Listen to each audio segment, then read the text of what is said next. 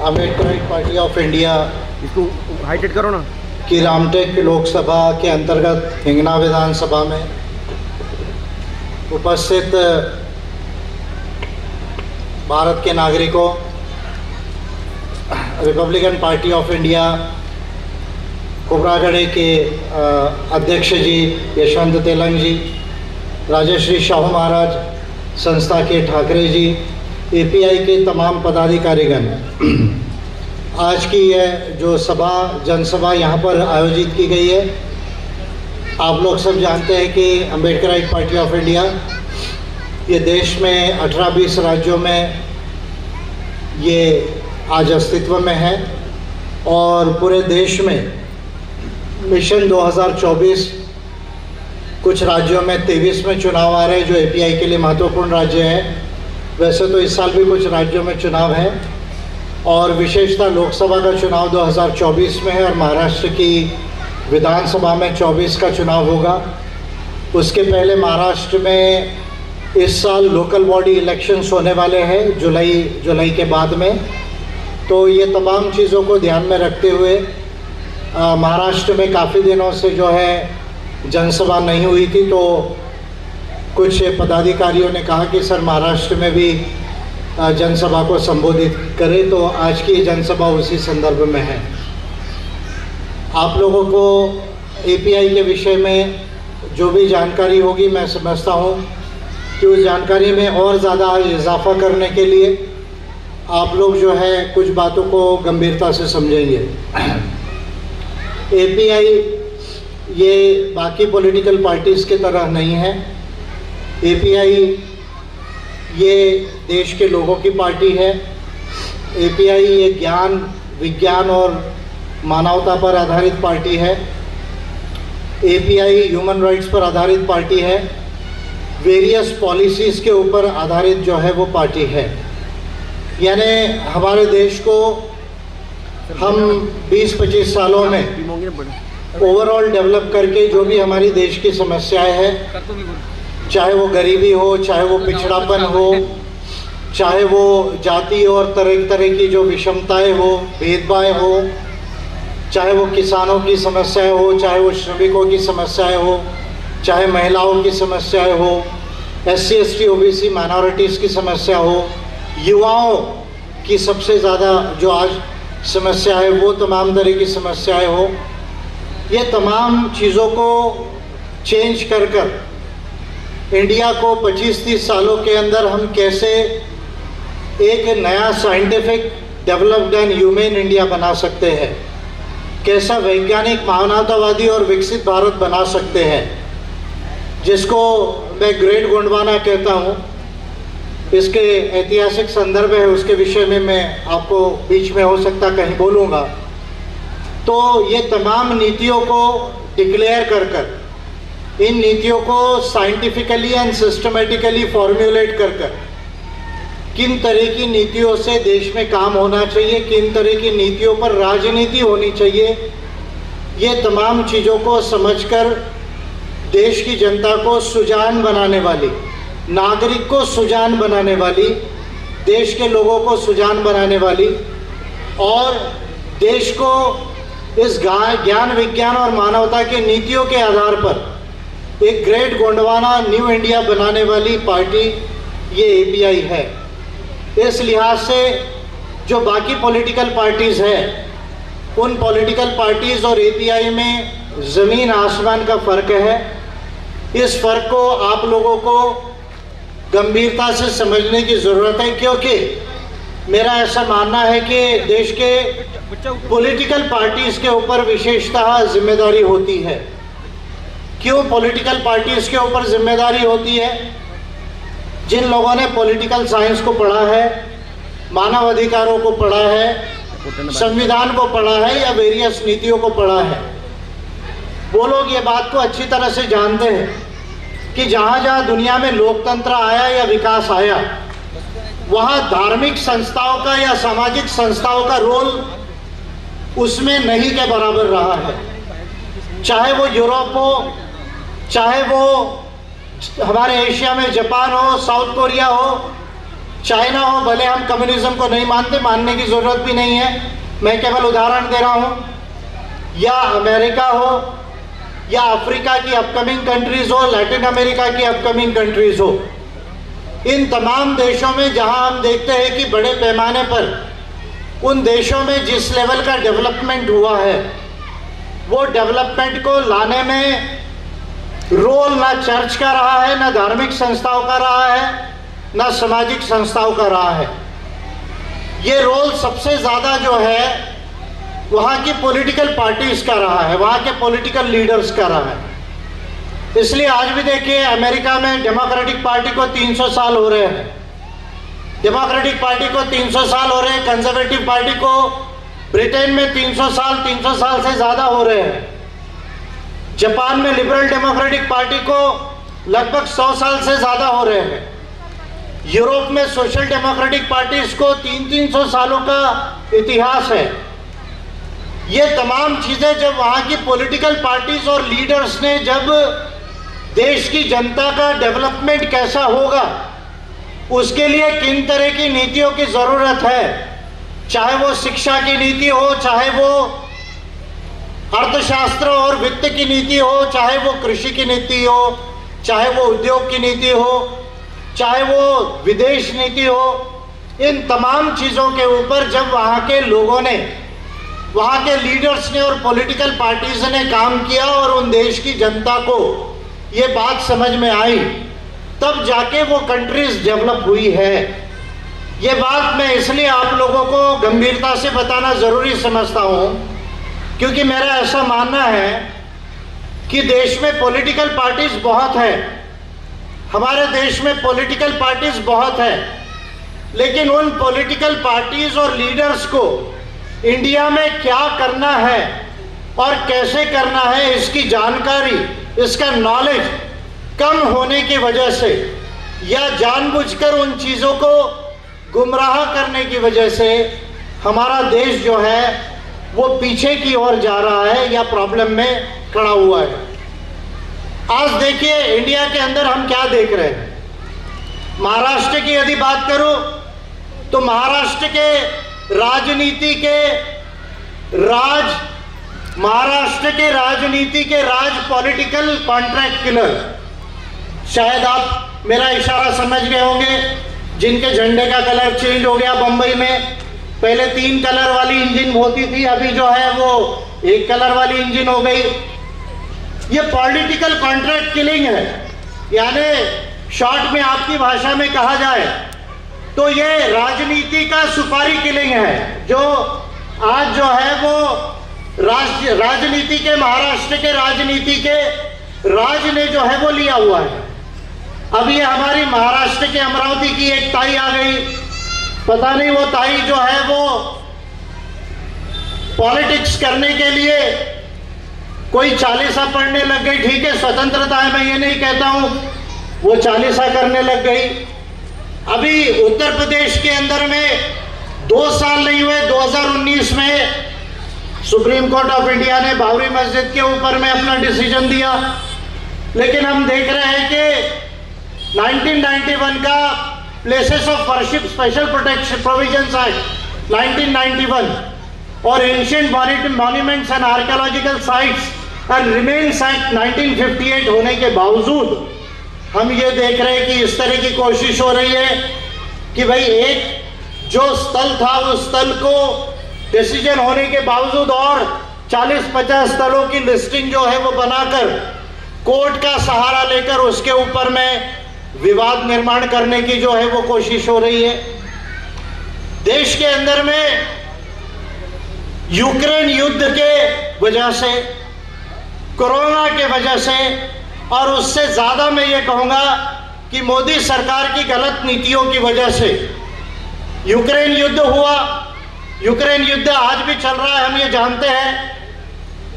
हमारे देश ने एक स्टैंड लिया, वो भारत सरकार का स्टैंड है, मैं उसको क्रिटिसाइज नहीं करना चाहूँगा, लेकिन अगर युद्ध हो रहा है तो उस युद्ध को समाप्त करने के लिए इंडिया को ज़्यादा प्रोएक्टिव स्टैंड लेना चाहिए था। वो स्टैंड मोदी गवर्नमेंट ने मेरे हिसाब से यूएन चार्टर को साइन करने के बावजूद, जो यूनाइटेड नेशंस का चार्टर जो पीस की बात करता है, इंटरनेशनल जस्टिस की बात करता है, ह्यूमन राइट्स की बात करता है, और जो P5 कंट्रीज के ऊपर में ये रिस्पॉन्सिबिलिटी डालता है कि भाई P5 कंट्रीज को यूनाइटेड नेशंस के चार्टर को मेंटेन करना ये उनकी सबसे बड़ी जिम्मेदारी है। उन P5 कंट्रीज में का एक मेजर कंट्री रशिया, जिसके ऊपर ये जिम्मेदारी थी कि वो यूनाइटेड नेशंस के चार्टर को मेंटेन करे और उसके हिसाब से दुनिया में समाधान लाए। उसकी अगर कुछ कंसर्न्स थी अगर नेटो को लेकर, तो it would have been perfect on the part of Russia to petition it in context of NATO to the United Nation Security Council itself. यानी वो यूनाइटेड नेशंस से संयुक्त राष्ट्र की सिक्योरिटी काउंसिल को स्वयं रशिया पिटिशन कर सकता था, नेटो को पिटिशन कर सकता था, यूरोपियन यूनियन को पिटिशन कर सकता था। और अगर ये पिटिशन करने के बावजूद अगर यूक्रेन नेटो में जाने का निर्णय करता और नेटो का विस्तार होता, तो शायद उस सिचुएशन में रशिया का यूक्रेन को अटैक करना संयुक्तिक माना जा सकता था। लेकिन हमने ये देखा कि रशिया ने ऐसी कोई भी स्टेप ना लेते हुए यूक्रेन पर अटैक किया। नेचुरल है, युद्ध कहीं पर भी होता है, वो अच्छा नहीं होता है। ऑलरेडी कोविड में डेफिसिट फाइनेंसिंग के वजह से, डेफिसिट फाइनेंस यानी जब भी आपको पैसे की जरूरत पड़ती है और आपका इंपोर्ट एक्सपोर्ट से पैसा कम होता है, आपके मार्केट में इन्वेस्टमेंट कम होता है, आपका रेवेन्यू कम होता है और उससे ज्यादा जब पैसे की जरूरत आपको पड़ती है, तो सेंट्रल बैंक्स जो है दुनिया के, वो करेंसी छापती है। और वो करेंसी छाप के जो है कोरोना जैसी जो आपदा आई या और भी कोई आपदा हो, उसमें जनता को रिलीफ देने का काम करती है। ये करेंसी यूनाइटेड नेशंस के फेडरल रिजर्व ने छापा, जापान के सेंट्रल बैंक ने छापा, यूरोप के सेंट्रल बैंक्स ने छापा। हमारे देश में उतना ज्यादा नहीं हुआ, फिर भी गवर्नमेंट को कुछ पैसा जरूर खर्चा करना पड़ा कोरोना में। तो ये तमाम चीजों के वजह से ऑलरेडी दुनिया में इन्फ्लेशन बढ़ा था। फिर यूक्रेन युद्ध बीच में आया, उसको रोकने का प्रयास इंडिया को ज्यादा करना चाहिए था, वो इंडियन गवर्नमेंट ने नहीं किया। और आप ध्यान दीजिए, जब यूक्रेन युद्ध हुआ उसके बाद मोहन भागवत जी ने कहा कि हम अखंड भारत को बनाएंगे। टाइमिंग को इंपॉर्टेंस है, टाइमिंग को आप ध्यान दीजिए। मोहन भागवत जी कहीं पर हो या आरएसएस के लोग सुन रहे हो तो वो मेरी बात को सुन सकते हैं। मैं बड़ा ओपनली उनको ये कहता हूं कि अखंड भारत की बात मोहन भागवत जी ने पर्टिकुलरली कहा कि भाई एक हाथ में शांति का झंडा होगा और दूसरे हाथ में डंडा होगा।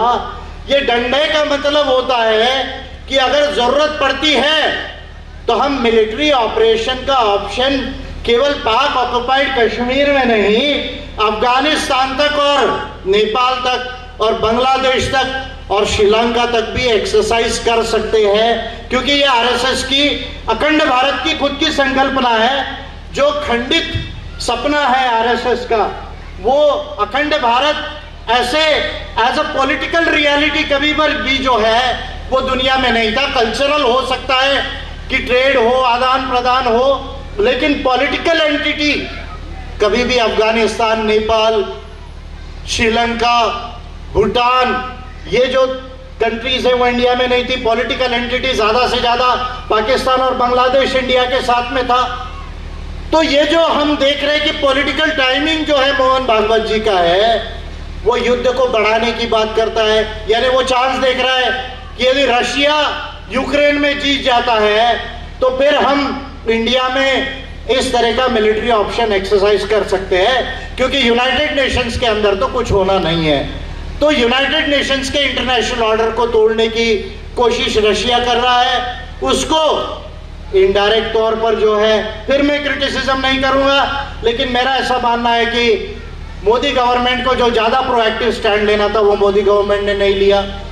इसके वजह से हम ये देख रहे हैं कि होलसेल प्राइस इंडेक्स 15.08% हो गया है। रिटेल प्राइस इंडेक्स जो है, जिसको कंज्यूमर प्राइस भी कहा जाता है, वो लगभग जो है वो 7.8% हो गया है। यानी जो एनुअल इन्फ्लेशन ट्रेजेक्टरी है इंडिया की, वो 7% पर एनम के तरफ में जा रही है। और जब भी इन्फ्लेशन यानी महंगाई 2% से कम नहीं चाहिए, 6% से ज्यादा नहीं चाहिए। 2% से कम रहने से आपकी कंट्री की ग्रोथ अफेक्ट होती है, 6% से ज्यादा होने से ग्रोथ अफेक्ट होती है, और साथ में लोगों का जीना दुश्वार हो जाता है, बिजनेसेस डाउन हो जाते हैं, गवर्नमेंट का टैक्सेशन कम हो जाता है। इस बात को समझने की जरूरत है। तो अभी हमारा जो इन्फ्लेशन है वो 7% प्लस के ट्रेजेक्ट्री में चल रहा है। मोदी सरकार को इन चीजों के तरफ ध्यान देने की जरूरत है। 6 लाख एमएसएमईज इंडिया में बंद हो गई। कोविड पीरियड के दौरान 6 लाख एमएसएमईज इंडिया में बंद हो गई। हमारा अनएम्प्लॉयमेंट रेट जो है, अर्बन और रूरल अगर कंबाइंड हम पकड़ते हैं तो 6% से ज्यादा अनएम्प्लॉयमेंट रेशियो है। यानी 100 लोग जो रोजगार करने लायक है वो 6 लोग बेरोजगार बैठे हुए हैं। ऐसे समय में इंडिया की इकोनॉमिक कंडीशन को अच्छा करने की बजाय, ऐसे समय में इंडिया के अंदर कॉन्स्टिट्यूशनल डेमोक्रेसी को, संवैधानिक लोकतंत्र को ठीक करने की बजाय हम देख रहे हैं कि मोदी गवर्नमेंट जो है वो मुंह बंद करके बैठी हुई है। रोज किसी मंदिर मस्जिद का झगड़ा चल रहा है, रोज कोई चालीसा का विवाद चल रहा है, लेकिन इंडिया के अंदर ये डिबेट नहीं चल रहा है कि भाई हमको साइंस का डेवलपमेंट कैसा करना है, हमारी अर्थव्यवस्था को चीन और अमेरिका के बराबर कैसे लाना है, हमारे यहाँ बेरोजगारी को कैसे समाप्त करना है, हमारे देश में भूमिहीन लोग हैं उनको भूमि देके कैसे जो है वो काम करना है, हर परिवार को हमें घर कैसे देना है, हर परिवार में एम्प्लॉयमेंट कैसे देना है, हर परिवार पर्टिकुलरली जो गरीब है उसको मिडिल इनकम में कैसे लाना है।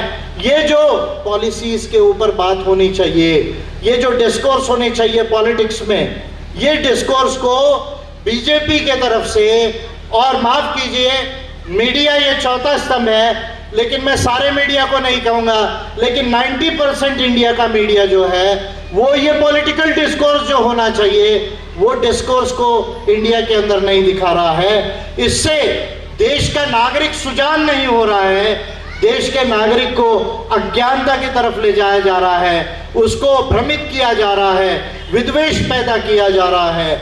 और इस पॉलिटिक्स को चेंज करने के लिए एपीआई जैसी पार्टी अपना पॉलिटिक्स करती है, जिसको हम धर्म, समुदाय और संप्रदाय की राजनीति नहीं कहते हैं, हम उसको ज्ञान, विज्ञान और मानवता की राजनीति कहते हैं, नीतियों की राजनीति कहते हैं। ये डिफरेंस है अम्बेडकराइट पार्टी ऑफ इंडिया और बाकी पॉलिटिकल पार्टीज के बीच में।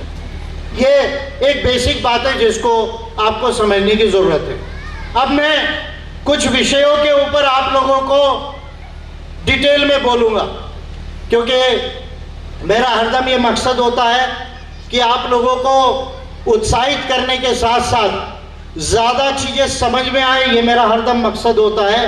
क्योंकि मेरा ये मानना है कि the quality of democracy depends upon the quality of its citizens, the quality of democracy depends upon the quality of citizenship. यानी जिस देश के नागरिक सुजान होते हैं उस देश का लोकतंत्र सुजान होता है। जिस देश के नागरिक धर्म, जाति और संप्रदाय में उलझे हुए होते हैं वहां लोकतंत्र केवल किताब में रहता है, लेकिन राष्ट्रीय जीवन में लोकतंत्र नहीं रहता है। इसलिए मेरा हरदम यह कहना होता है कि भाई देश की जनता को ज्यादा से ज्यादा बातें समझे, जो भी 1 घंटे के अंदर, 1.25 घंटे में समझाई जा सकती है वो समझने की जरूरत है। तो मैं कांग्रेस के ऊपर कुछ कहना चाहूंगा। कांग्रेस ने उदयपुर में चिंतन शिविर किया, चिंता बढ़ी थी, चिंतन शिविर करना आवश्यक था, उनकी आंतरिक प्रक्रिया है, मैं उस पर कुछ नहीं कहूंगा। कांग्रेस ने कुछ बातें अच्छी कही, मैं उसका स्वागत करता हूं, लेकिन फिर भी मैं कांग्रेस से ये कहूंगा, अभी उनकी अध्यक्षा सोनिया गांधी है और जो भी लीडर्स हैं उन लोगों को कहूंगा कि आज भी आप आधी अधूरी बात कर रहे हैं। जो आधी अधूरी बात कांग्रेस के लोग कर रहे हैं वो मैं उनके ध्यान में लाना चाहता हूं और उनसे ज्यादा देश की जनता के ध्यान में लाना चाहता हूं। इस पूरे उदयपुर के चिंतन शिविर में एक बड़ा महत्वपूर्ण इशू रेज हुआ। क्या इंपॉर्टेंट इशू रेज हुआ? कांग्रेस ने यह कहा कि हम जीत के आने के बाद, आप महत्वपूर्ण बात है, इस पर ध्यान दीजिए, कि हम जीत के आने के बाद ईवीएम से चुनाव बंद करेंगे और बैलेट से शुरू करेंगे।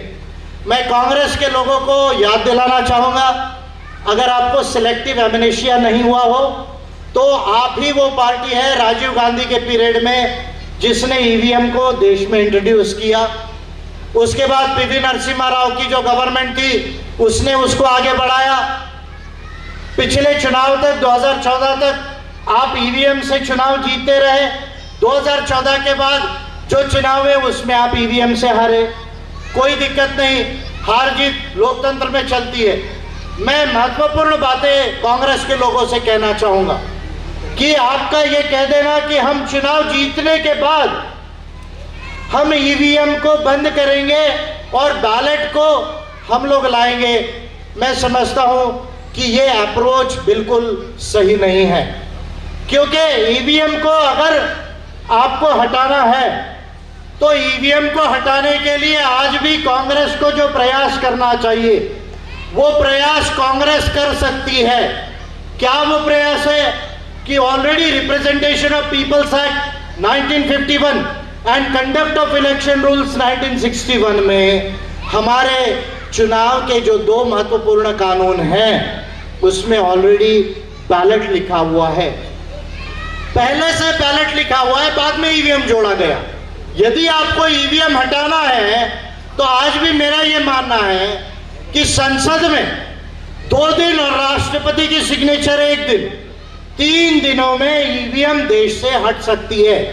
आज भी मेरा यह कहना है कि देश से 3 दिनों में ईवीएम हट सकती है। और मैं 3 दिन इसलिए कह रहा हूं क्योंकि 370 3 दिन में हटा। और भी कानून है, सीएए का कानून था, वो भी 3 दिनों में देश के अंदर लाया।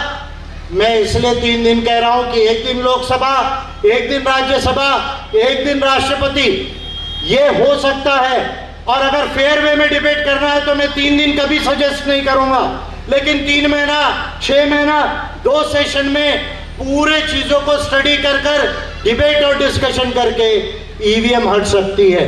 क्या करने की जरूरत है? एक simple amendment to the representation of people's act 1951 and conduct of election rules 1961 का अमेंडमेंट, सिंपल अमेंडमेंट को मूव करने की जरूरत है। बैलेट ऑलरेडी है, ईवीएम को हटाने की जरूरत है। मैं समझता हूं कि कांग्रेस में कपिल सिब्बल जैसे, मनु सिंघवी जैसे कई सुप्रीम कोर्ट के विद्वान एडवोकेट है, वो उस बिल को बना सकते हैं। और अगर कांग्रेस के एडवोकेट्स के अगर मान लीजिए बिल बनाने में कहीं उनको कमी महसूस हो रही होगी तो विजय मानकर ये रिस्पॉन्सिबिलिटी लेता है, 15 दिन में मैं ये बिल आपको बना कर देता हूं, आप इसको पार्लियामेंट में टेबल कर लीजिए और 3 दिन नहीं तो 6 महीनों के अंदर 2 सेशन हाउस के जो है उसके अंदर में ईवीएम को हटा लीजिए। मैं राहुल गांधी जी को ओपनली आह्वान इस स्टेज से कर रहा हूं, पटोले जी जो महाराष्ट्र के अध्यक्ष हैं उनको मैं आह्वान कर रहा हूं कि मेरा संदेश सोनिया गांधी जी को दीजिए, राहुल गांधी जी को दीजिए।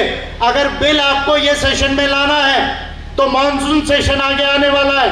अगर मनु सिंघवी और कपिल सिब्बल को ये बिल ड्राफ्ट करने में दिक्कत है तो विजय मानकर ये बिल बना कर दे सकता है, क्योंकि ऑलरेडी मैंने 16 बिल संसद को बना कर दिए हैं, इसलिए मेरे लिए बाएं हाथ का खेल है, तो ये काम मैं कर सकता हूं। ये आज मैं क्लियर कर रहा हूं। लेकिन कांग्रेस के लोगों को फिर मैं कहना चाहूंगा कि चुनावी व्यवस्था पर आप आज भी आधी अधूरी बात कर रहे हो। कौन सी और बातें हैं जिसको आपको देश में करने की जरूरत है? ये हमारे देश की जो चुनावी व्यवस्था है, ये सबसे बड़ा नॉन रिप्रेजेंटेटिव इलेक्टोरल सिस्टम है। इस बात के ऊपर आप ध्यान देंगे। देश की चुनावी व्यवस्था, हमारे देश की चुनावी व्यवस्था में 100% नागरिकों के प्रतिनिधि चुनकर नहीं जाते, केवल 35 से 40% के प्रतिनिधि चुनकर जाते हैं। मेजॉरिटी वोटर्स चुनकर नहीं जाते। और ये प्रॉब्लम हमारे संविधान में है। मैं कुछ बातें स्पष्टता से कहना चाह रहा हूं, उसकी आज हिस्ट्री और डिटेल में मैं नहीं जाऊंगा, लेकिन दुनिया के 102 से ज्यादा देशों में प्रोपोर्शनल रिप्रेजेंटेशन सिस्टम या प्रोपोर्शनल रिप्रेजेंटेशन सिस्टम के साथ जो हमारे यहाँ की व्यवस्था है, जिसको फर्स्ट पास दी मेजॉरिटी सिस्टम बोला जाता है, वो मिक्स्ड इलेक्टोरल सिस्टम यानी पीआर और एफपीटीपी का मिक्स सिस्टम या पीआर सिस्टम, ये दुनिया के 102 से ज्यादा कंट्रीज में है। क्या फर्क होता है आपको बड़े सिंपल ढंग से समझाऊंगा। तेलंग जी ने कहा हम पहले जीता करते थे, आजकल नहीं जीत रहे। बात सही है, आप पहले जीता करते थे, अभी नहीं जीत रहे, लेकिन आप पहले भी चुनाव हारे हैं, ये ईवीएम के पहले भी। उसके कारण मैं आप लोगों को समझा रहा हूं, और ये देश के लोकतंत्र का इश्यू है।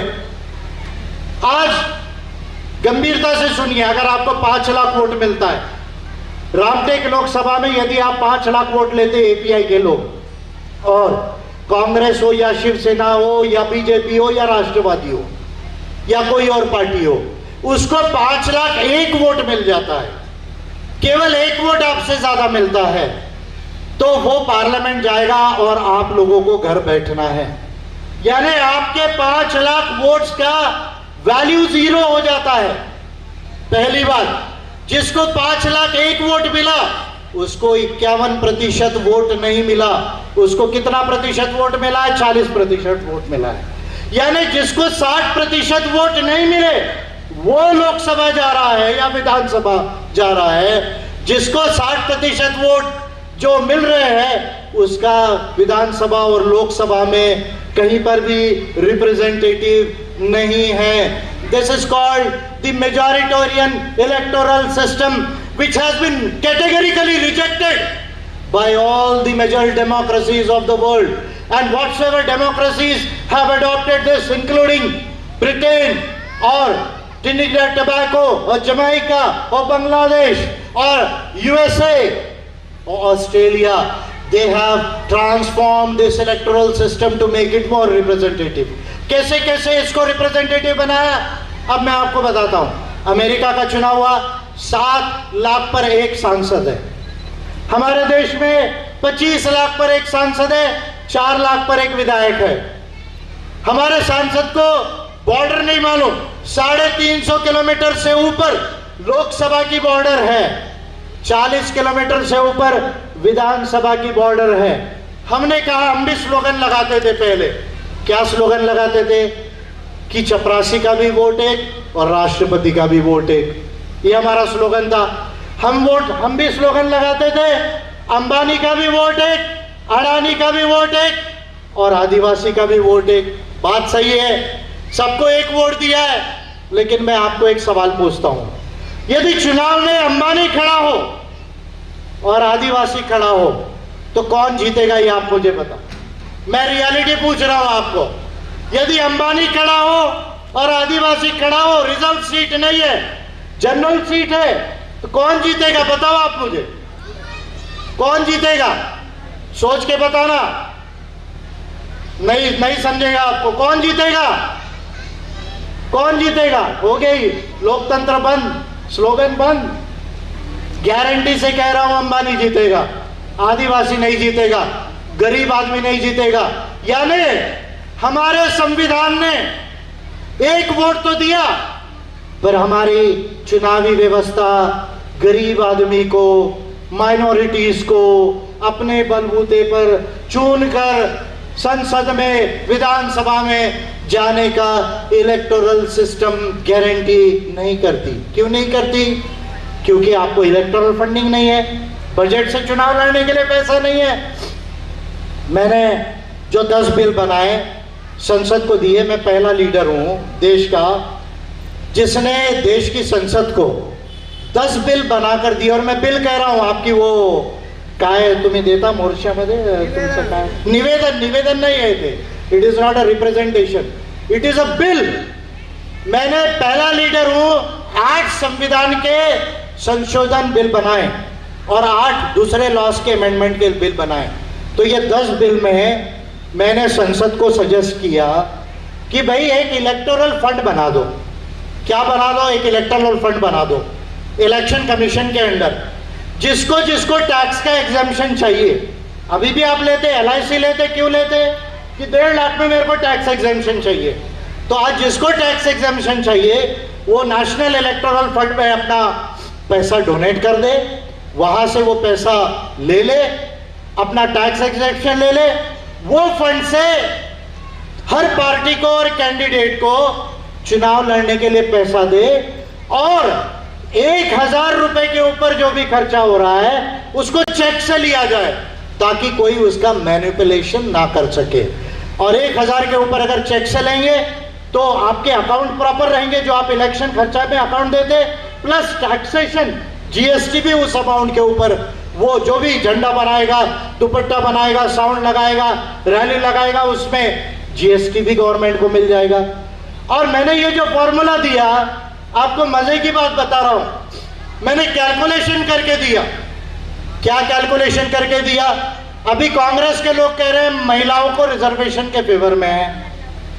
सोनिया गांधी जी UPA की जब चेयरमैन थी, तब लालू प्रसाद जी और शरद यादव जी का और मुलायम सिंह यादव जी का विशेष तौर पर यह कहना था कि भाई महिलाओं को रिजर्वेशन दो, लेकिन उस महिलाओं में OBC की महिलाओं को, SC की महिलाओं को और ST की महिलाओं को भी रिजर्वेशन होना चाहिए। That is reservation in reservation होना चाहिए। ये इन 3 लोगों का कहना था। उस समय सोनिया गांधी जी ने नहीं माना। मैं देश का पहला लीडर हूं जिसने महिलाओं का रिजर्वेशन और SC ST का रिजर्वेशन ये प्रोपोर्शनल रिप्रेजेंटेशन सिस्टम में कैलकुलेट करके दिया, PR सिस्टम में कैलकुलेट कर दिया। तो आप अगर चुनाव लड़ने के लिए पैसा नहीं दोगे, अगर आप कहोगे कि बड़ी कंपनी इस पार्टी को फंड कर सकती है, उसको रोका नहीं जा सकता। कैंडिडेट पर आप 90 लाख का सीलिंग लगाओगे, पर इस लोकसभा में अगर पार्टी 9 करोड़ भी खर्चा करना चाहे तो उस पर कोई सीलिंग नहीं। तो मेरा यह मानना है कि अमीर और गरीब के बीच में कभी इक्वालिटी से चुनाव नहीं हो सकता। अमीर इन कारणों के वजह से इलेक्शन जीतेगा और गरीब इन कारणों के वजह से कभी भी चुनकर नहीं जाएगा। ये प्रॉब्लम है। आप इकट्ठा हो रहे हैं, नहीं हो रहे इसलिए हार रहे, ये प्रमुख कारण नहीं है। आप इसलिए हार रहे हैं क्योंकि आपकी चुनावी व्यवस्था आपको जीत कर नहीं जाने दे रही है। और संविधान बनते वक्त इस बात के ऊपर संविधान सभा में डिटेल में डेलिब्रेशन नहीं हुआ, डिस्कशन नहीं हुआ। संविधान बनने के बाद वेरियस इलेक्शंस को स्टडी करने के कमीशंस हुए, उसमें इस पर डेलिब्रेशन और डिबेट नहीं हुआ। केवल कम्युनिस्ट पार्टी ने इसके ऊपर बात की। लेकिन जब कम्युनिस्ट पार्टी UPA गवर्नमेंट में 67 MPs जब उसके थे, सपोर्ट जब वो कर रही थी, तब सीताराम येचुरी और D राजा ने इसके ऊपर में कोई भी डिटेल में जो है संसद में स्टेप नहीं उठाया। ये महत्वपूर्ण बात है। मैंने क्या फॉर्मूला दिया है, मेरे फॉर्मूले को अच्छे से ध्यान में रखिए। मैंने फॉर्मूला दिया है कि अगर मान लीजिए API है या ये RPI है, मान लीजिए अगर ये इंडिया में 0.15% वोट ले लेती है, 0.15% वोट अगर ले लेती है, यानी मोटे तौर पर 10 लाख वोट यदि पूरे देश से ले लेती है, तो 888 जो सांसद अभी 2029 में होने वाले हैं, आपको ये बात मालूम है या नहीं? नहीं मालूम। 2029 या बहुत लेट किया तो 2034 में 800 सांसद देश में होंगे। और ये 888 सांसद नरेंद्र मोदी के वजह से नहीं हो रहे हैं, ये 888 सांसद विजय मानकर के वजह से हो रहे हैं। ये बात मैं आपको ओपनली कह रहा हूं। आपको इस बात पे थोड़ा डाउट हो सकता है कि भाई मानकर साहब के वजह से कह रहे हो, कैसे हो रहे हैं? तो मानकर साहब तो अभी संसद में भी नहीं है, तो मैं संसद बाद में जाऊंगा। मेरी नीतियां, मेरे बिल संसद में पहले गए। मैं संसद बाद में जाऊंगा, मेरी नीतियां, मेरे बिल संसद में पहले गए हैं। और आप चिंता मत कीजिए, आपकी समझदारी रही और आपका प्यार रहा तो 2024 में मैं आपको पार्लियामेंट में दिखूंगा, मैं आपको पार्लियामेंट में दिखूंगा। उसके लिए आपकी समझदारी चाहिए और आपका प्यार चाहिए। आशीर्वाद नको मला तुमची समझदारी पाहिजे, मला तुमचा स्नेह पाहिजे, आशीर्वाद नको। पाय पडायला सांगू नका, लोकशाही पाय पडल्याने सुजान होत नसते। विचाराने मत द्या, जर विचाराने मत द्याल, माझ्या नीतीला समजूल तर मी संसदमध्ये राहणार। आणि एक गोष्ट तुम्हाला सांगतो, आजपासून लिहून ठेवा, जर मी संसदेमध्ये जर गेलो, ही गोष्ट माझी चांगल्याने लिहून ठेवा, नाहीतर आपल्या डोक्यामध्ये आणा, जर मी संसदेमध्ये गेलो तो 750 सांसद एक तरफ और विजय मानकर एक तरफ। 750 सांसद एक तरफ, विजय मानकर एक तरफ। उसका कारण यह है क्योंकि विजय मानकर की लाइब्रेरी आज देश में पर्सनल लाइब्रेरीज में पहले 3 लाइब्रेरीज में बेस्ट है और 30वां साल है, चल रहा है। दुनिया का ऐसा कोई सब्जेक्ट नहीं है जो मैंने नहीं पढ़ा, देश की ऐसी कोई बात नहीं जो मुझे मालूम नहीं, दुनिया की ऐसी कोई बात नहीं जो मुझे मालूम नहीं, और उस चीज का सलूशन मैं ना निकाल सकूं, ऐसा मेरे लिए कोई भी काम इम्पॉसिबल जैसा नहीं है। हाँ, समय लग सकता है, लेकिन मैं आपको एग्जैक्ट रास्ता बता सकता हूं, तो ये काम हो सकता है। तो मैंने फॉर्मूला दिया। क्या फॉर्मूला दिया?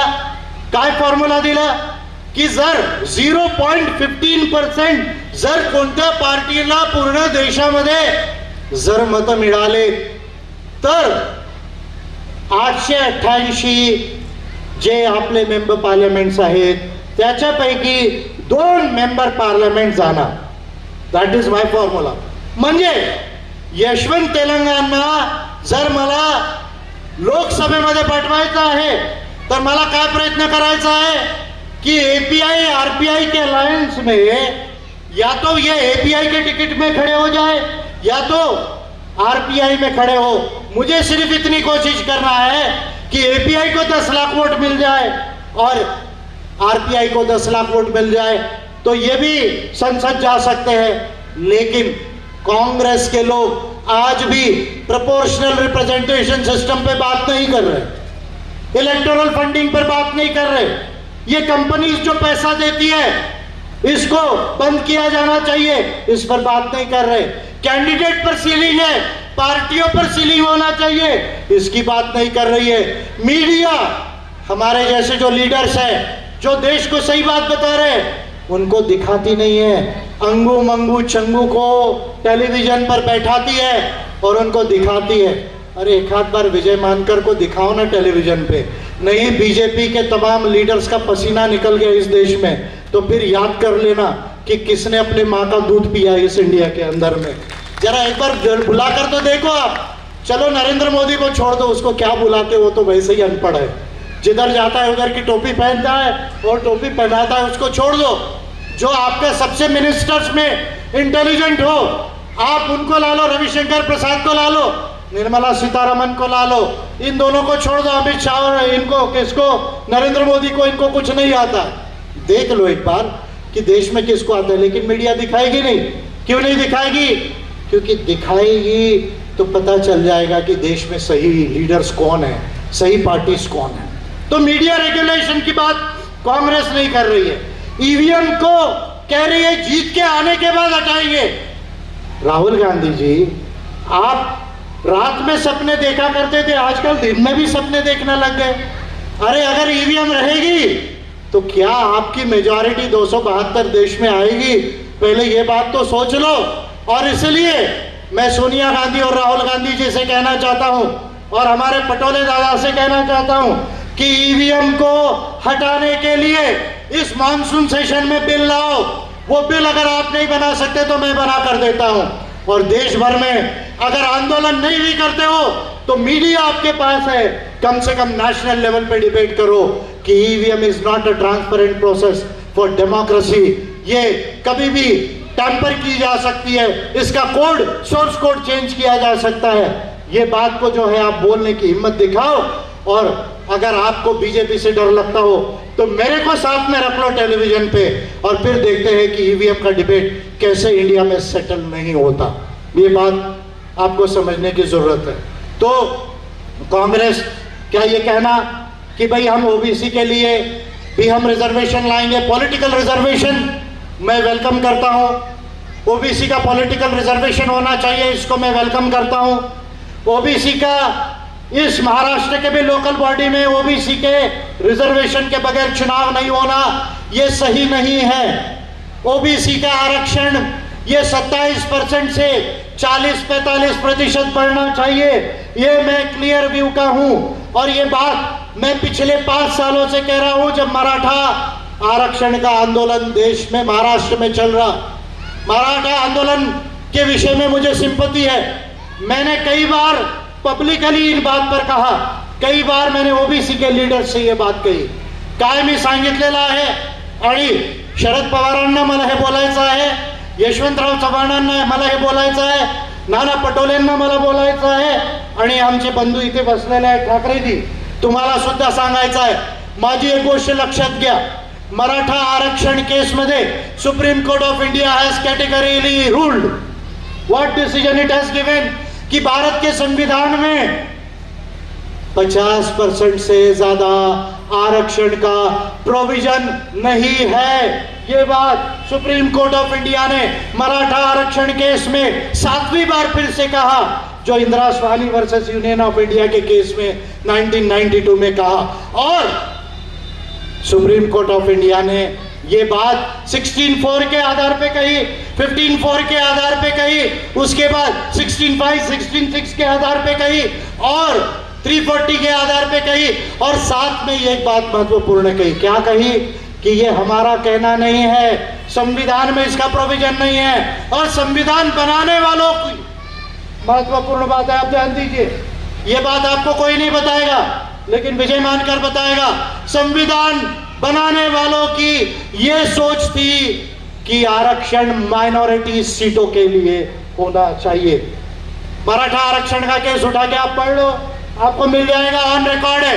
What does it means that without amending the constitution of India it is not possible to expand the reservation beyond 50% in India। यानी देश के संविधान को सकारात्मक तौर पर अमेंड किए बगैर आप आरक्षण को 50% से ज्यादा नहीं बढ़ा सकते। और ये बात मैं केवल बोल नहीं रहा हूं, ये बात मैंने संसद को जो मेरे 2 बिल दिए उसमें ऑलरेडी ये 10 बिल के अलावा 2 बिल और दिखा रहा हूं। इसकी कॉपी आप चाहो तो ये एपीआई के ऑफिस बेरर से उनसे ले सकते हो। मैंने ऑलरेडी संविधान में आरक्षण को एक्सपांड करने के बिल बनाए, और इस बिल में आरक्षण को 50% से ज्यादा बढ़ाया जा सकता है, इसका प्रोविजन किया। ओबीसी को प्रमोशन में रिजर्वेशन दिया जा सकता है, इसका प्रोविजन किया। लैटरल एंट्री में रिजर्वेशन लाया जा सकता है, इसका प्रोविजन किया।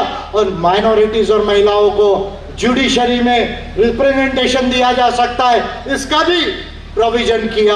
और अफर्मेटिव एक्शन प्राइवेट सेक्टर में लाया जा सकता है, इसका भी प्रोविजन किया। मैं केवल बोल नहीं रहा हूं, जो काम मैंने ऑलरेडी पहले किया वो मैं कह रहा हूं। 2019 में अभी कांग्रेस कह रही है कि ओबीसी की जनगणना होनी चाहिए, हम इसके फेवर में है। आज अगर पटोले दादा रहते तो मेरी बहुत इच्छा थी कि पटोले जी से वार्तालाप हो जाता था। अरे भाई क्यों मजाक कर रहे हो, जब 2011 में आपकी सरकार थी तब भी ओबीसी की जनगणना होना चाहिए, ये डिमांड थी। कांग्रेस की सरकार उस समय थी, 91 में थी, 81 में थी, 71 में थी, लेकिन ओबीसी की जनगणना आपने नहीं कराई। जब आपकी सरकार थी तब आपने जनगणना नहीं कराई।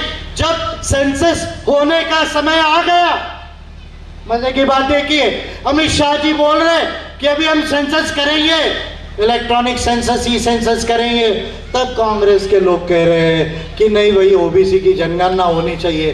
अरे विजय मानकर का 2019 का पिटीशन है, संसद को किया हुआ, भारत सरकार को किया हुआ। मैं देश का पहला लीडर हूं जिसने ऑन रिकॉर्ड भारत सरकार को प्रूव किया कि आपको रिजर्वेशन देना, जनसंख्या गिनना, और केवल आदमियों को नहीं गिनना, उनकी एजुकेशनल, इकोनॉमिकल, कल्चरल, पॉलिटिकल, उनकी टेक्नोलॉजिकल स्टेटस को देखना क्यों जरूरी है, और ये ह्यूमन राइट्स में क्यों बाइंडिंग है आपको। ये पिटीशन करने वाला मैं पहला लीडर हूं इंडिया के अंदर में ओबीसी की जनगणना होना चाहिए करके। तो ये कांग्रेस के लोग आज जो बात कर रहे हैं, मैं समझता हूं कि अच्छी बात है, लेकिन पूरी बात नहीं है। उसको मैं जो है वो कहता हूं कि उनको अभी भी ज़्यादा प्रोएक्टिव स्टैंड लेना चाहिए, और अगर अच्छे कामों के लिए अगर आपको हमारा सहकार्य चाहिए तो कॉन्स्टिट्यूशन और ह्यूमन राइट्स और लॉज और पॉलिसीज को लेकर तो एपीआई ऑन रिकॉर्ड आपका सहयोग कर सकती। इलेक्शन का अलायंस की बात मैं नहीं कह रहा हूं, ये पहली बात है।